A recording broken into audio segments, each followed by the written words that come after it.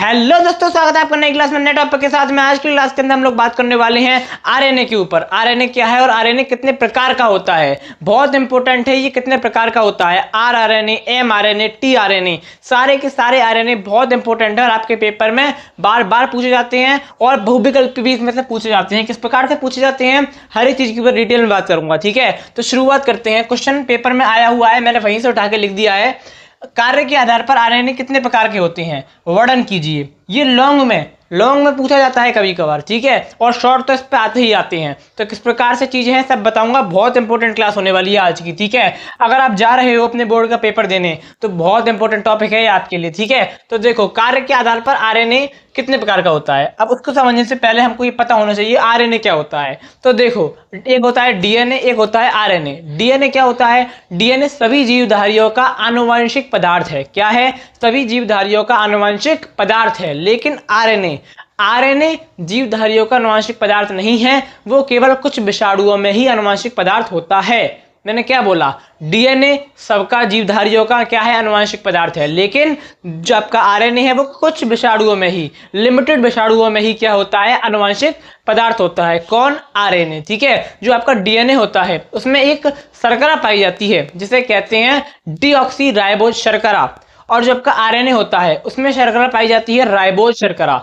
DNA की full form deoxyribose nucleic acid, RNA की full form ribonucleic acid. ये छोटे छोटे पॉइंट्स आपको पता होने चाहिए, एमसीक्यू में पूछ लेता है कई बार, ठीक है। और इसके अलावा जो आपका डीएनए होता है उस डीएनए में पाई जाती है थायमीन क्षार, और जो आपका आरएनए होता है उसमें पाई जाती है यूरेसिल। बाकी की तीन दोनों में सेम होती हैं, एडेनिन, ग्वाइनिन और आपकी साइटोसिन, ये तीनों में सेम है। अब आपका हम पढ़ते हैं क्या होता है। देखो, यह अधिक अणुभार वाली एक पॉलीन्यूक्लियोटाइड क्या होती है, अधिक अणुभार वाली। आपकी आरएनए क्या है, तो यह अधिक अणुभार वाली एक पॉलीन्यूक्लियोटाइड से मिलकर बना होता है। इसकी संरचना डीएनए से क्या होती है, भिन्न होती है। मेन चीजें लिख दो, ठीक है। ये भी लिख दो आप, इसमें डीऑक्सी राइबो शर्करा को इसके स्थान पर राइबो शर्करा होती है, यानी कि इसमें डीऑक्सी राइबो शर्करा की जगह राइबो शर्करा होती है। इसकी आप फुल फॉर्म भी लिख सकते हो, ठीक है। साथ ही साथ में इसमें कौन सी क्षार पाई जाती है, तो आपके आरएनए में कौन सी क्षार पाई जाती है, यूरेसिल क्षार पाई जाती है, और डीएनए में थायमीन क्षार पाई जाती है। मतलब इसमें आप लिख सकते, इसमें एक पॉइंट और लिख सकते हो,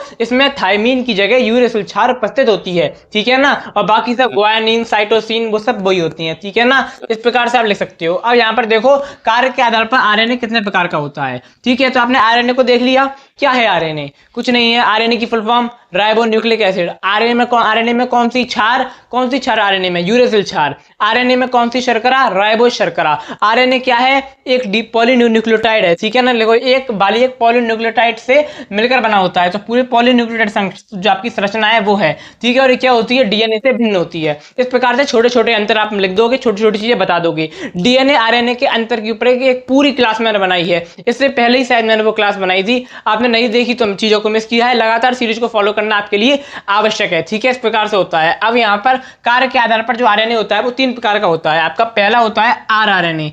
अब ये आरआरएनए को जो आर है, आर का मतलब होता है राइबोसोमल आरएनए, ठीक है। राइबोसोमल आरएनए, आर का मतलब क्या है, राइबोसोमल आरएनए। अब आप कई बार पेपर में पूछता है आरआरएनए, जो आपका आरआरएनए है उसमें आर का क्या मतलब है, तो आर का मतलब है राइबोसोमल। क्या मतलब है, आपका राइबोसोमल, ठीक है। ये कई बार आपके एमसीक्यू में पूछा गया है, बहुविकल्पीय में पूछा गया है, आपको याद रखना है। आर का मतलब है राइबोसोमल, ठीक है। अभी होता क्या है, तो ये आरएनए के संरचना अणु होते हैं। क्या होते हैं, संरचनात्मक अणु होते हैं, आरएनए की संरचना बनाते हैं, ठीक है। यह कुल आरएनए का 80% भाग होता है, यानी कि जो आपका राइबोसोमल आरएनए बोले तो आरआरएनए है, वो आपके कुल आरएनए का 80% भाग होता है। कितना परसेंट भाग होता है, 80% भाग होता है।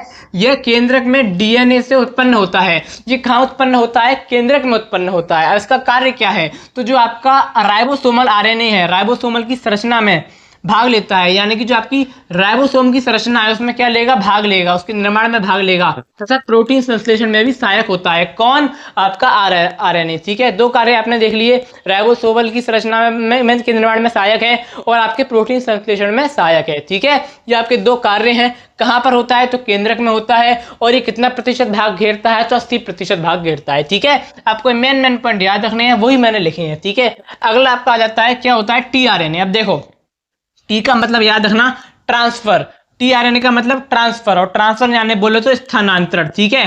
तो टीआरएनए क्या होता है, स्थानांतरण आरएनए होता है। इसका क्या कार्य है, तो देखो यह कोशिका के कुल आरएनए का 15 से 80%, जो आपका आरएनए था वो 80% भाग घेर रहा था, ये आपका कितना घेर रहा है, 15 से 18%। कितना घेर रहा है, 15 से 18% भाग होता है। यह कोशिका द्रव्य में पाया जाता है। वो कहां पाया जा रहा था, आरएनए कहां पाया जा रहा था, केंद्रक में। ये कहां पाया जा रहा है, कोशिका द्रव्य में पाया जाता है, ठीक है। ये विभिन्न प्रकार के एमिनो अम्ल के अणुओं को पकड़कर राइबोसोम पर लाते हैं, यानी कि विभिन्न प्रकार के जो एमिनो अम्ल हैं उनको इधर से उधर से इधर उधर से आओ भाई पकड़कर कहां लेके आता है, जो आपका राइबोसोम होता है उस पर लेकर आता है। इसका नाम ही क्या है, ट्रांसफर। चीजों को ट्रांसफर कर रहा है, ठीक है ना, स्थानांतरण कर रहा है, अमीनो अम्लों को लाकर राइबोसोम को दे रहा है। क्या कर रहा है, स्थानांतरण कर रहा है। तो ये बहुत इंपॉर्टेंट है टीआरएनए, आपको याद रखना है और बहुत आसान भी है। अगला आपका होता है एमआरएनए। अभी एमआरएनए क्या होता है, एम का मतलब याद रखना है आपको, मैसेंजर आरएनए।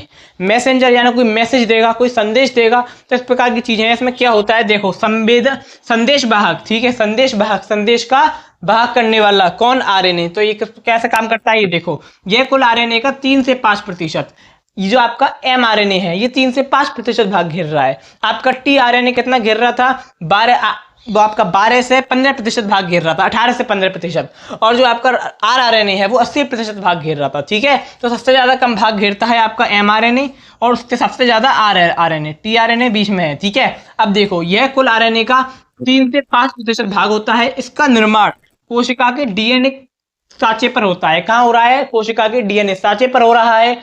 इसका कहाँ हो रहा है, इसका कहाँ हो रहा है, इसका कोशिका द्रव्य में हो रहा है। और आपके आरएनए का कहाँ हो रहा है, केंद्रक में हो रहा है, ठीक है। ये आपको मैं बार बार चीजें रिवाइज कर रहा हूं ताकि क्लास को देखते देखते ही चीजें याद हो जाएं, बिल्कुल एकदम आपको सरल लगने लगे चीजें, ठीक है ना। उसके बाद इसका कार्य क्या है, तो ये केंद्रक से आदेश लेकर आया ना, आदेश, मैसेज, इसका नाम ही क्या है, एमआरएनए, मैसेंजर आरएनए, संदेश वाहक आरएनए। तो क्या करता है, ये केंद्रक से आदेश लेकर राइबोसोम पर प्रोटीन बनाता है। केंद्रक से आदेश लेगा, हाँ भैया प्रोटीन बना ले, क्या वो कहेगा बना लो, तो राइबोसोम पर क्या कर लेता है, प्रोटीन बना लेता है। आपको समझाने की दृष्टि से बता रहा हूँ, बहुत आसान है आपका ये आरएनए वाला पूरा कॉन्सेप्ट, ठीक है। आशा करता हूँ कि आपको समझ में आ गया होगा। अब मैं आपको मिलूंगा एक और नई क्लास में नए टॉपिक के साथ में, तब तक के लिए जय हिंद, जय भारत।